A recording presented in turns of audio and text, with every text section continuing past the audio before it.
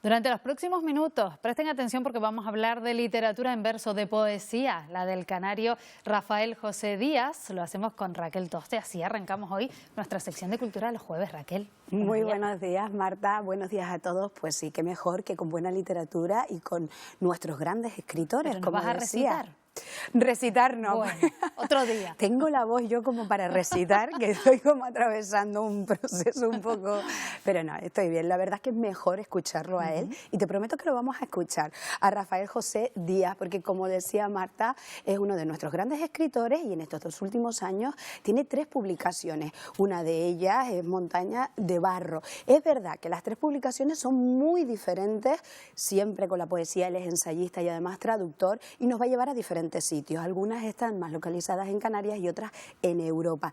Una constante que sí tiene este poeta y que lo veremos en estas 3 publicaciones es esa búsqueda de realmente cuáles son los temores, ¿no?, el existencialismo del ser humano hoy en día. Qué mejor que él para que nos lo explique y nos recite. 3 poéticas diferentes, o como lo define el propio escritor Rafael José Díaz, 3 formas de acercarse al misterio de la propia existencia. Luz que se escapa viene a ser un largo párrafo de 100 páginas y sería una especie de autobiografía ficticia, aparentemente externo a mí, pero que de alguna manera viene a recoger una serie de momentos de mi vida de un modo desordenado, ¿no? La penúltima agua es un libro breve de 14 poemas, escrito íntegramente durante mi estancia en Suiza, en el cantón de Valais, que es donde yo estaba residiendo durante 3 meses con una beca de traducción. Son unas montañas que hay muchas montañas que son 4000, ¿no? Y el paisaje es absolutamente grandioso, ¿no? Entonces, claro, los poemas surgen muchas veces a partir de paseos a la orilla del Ródano. Se trata de hacer pasear al lector junto conmigo de alguna manera para que vaya viendo lo que el autor va viendo, ¿no?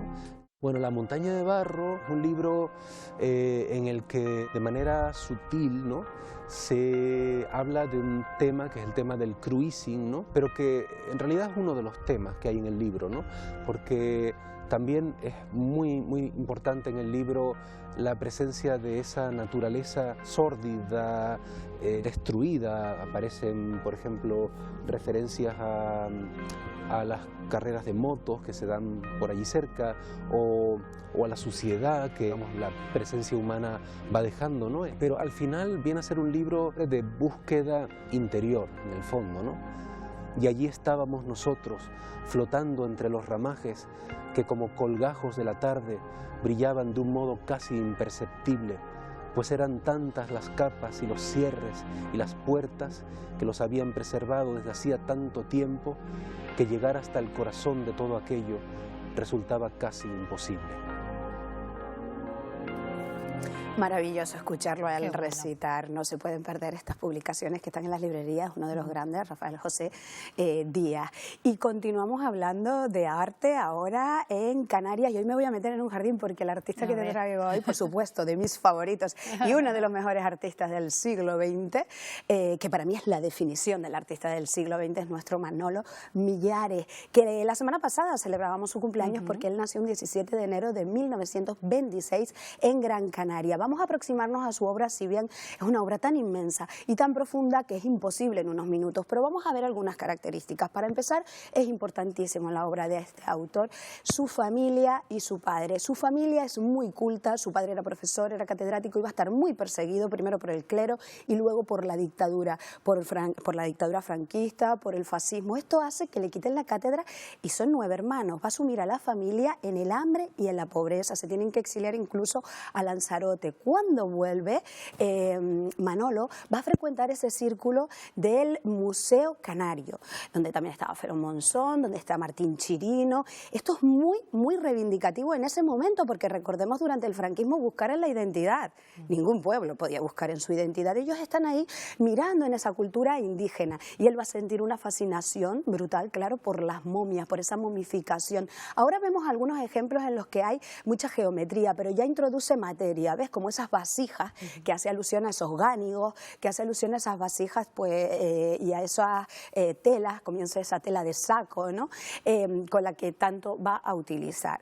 Luego él va a marchar a Madrid, bueno, en Gran Canaria van a fundar el grupo La Edad, pero luego en Madrid, que ya se va en 1955, en el 57 El Paso. Aquí lo estamos viendo a él, esto es un documental que está en internet, no se lo pierdan porque él es cómo está trabajando, y aquí vemos esta entrega brutal que tenía Manolo Millares con el arte. Tenemos que encasillarlo en una época que llamamos estéticamente es la del informalismo. ¿Esto qué significa? De esa abstracción geométrica vamos a pasar a otro tipo de abstracción que tiene mucho que ver con estos periodos de entreguerras, con la dureza que está viviendo Europa, Primera y Segunda Guerra Mundial, nosotros con la Guerra Civil, que el hombre, pues un existencialismo muy brutal. Entonces los motivos geométricos se van a ir y van a experimentar con la materia, con otros materiales. Aquí, como vemos, él va a tener muy presente, vemos la memoria y el arraigo. Si bien está dentro de esa corriente informalista de vanguardia, porque él, una persona muy culta y sabe lo que se da fuera también de Canarias, vemos cómo está cosiendo y descosiendo esa tela, ¿no? La arpillera con la que va a trabajar. ¿Qué significa esto? Él sigue en su memoria teniendo lo que aprendió y lo que vio en ese museo canario. Sigue con su identidad, conjugándola con las vanguardias del informalismo, cose, descose, desgarra.